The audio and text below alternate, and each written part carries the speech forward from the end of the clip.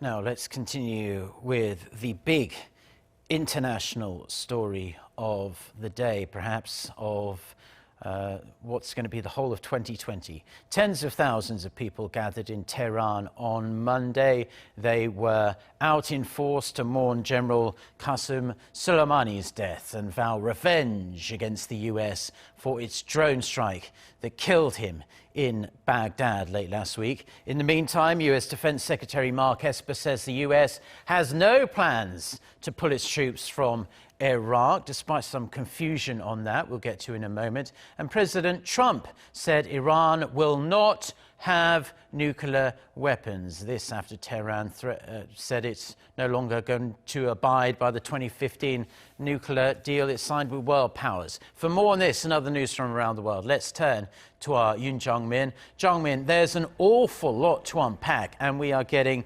updates literally by the minute, but give us the latest. Sure, Mark. Iran's Supreme Leader Ayatollah Ali Khamenei was in tears on Wednesday as huge crowds mourned the country's top commander, who was killed late last week in a targeted U.S. drone airstrike in Baghdad. Reports say the crowd cried out for revenge against the U.S. for the killing of Qassem Soleimani. Soleimani's daughter warned the U.S. that it faced a, quote, dark day, while Iran's Supreme Leader wept, which is unusual as he rarely shows emotion in public.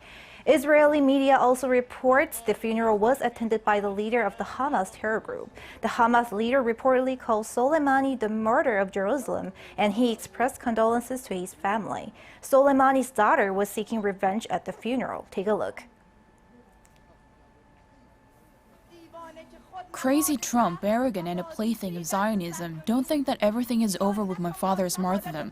My father had a father who stood by his side, and we too will stand by him. In the meantime, Pentagon Chief Mark Esper told reporters on Monday that there is no decision nor any plans for U.S. troops to leave Iraq. However, following the Iraqi parliament's vote to kick out U.S. troops, Reuters and other U.S. media reported about a U.S. military letter informing Iraqi officials that their troops plan to leave the country. Asked about the letter, Esper said he doesn't know what it is. On Monday, President Trump tweeted that Iran will never have a nuclear weapon. That comment came as Iran announced on Monday that it will no longer abide by the 2015 nuclear deal. Trump did not elaborate on how he was going to stop that.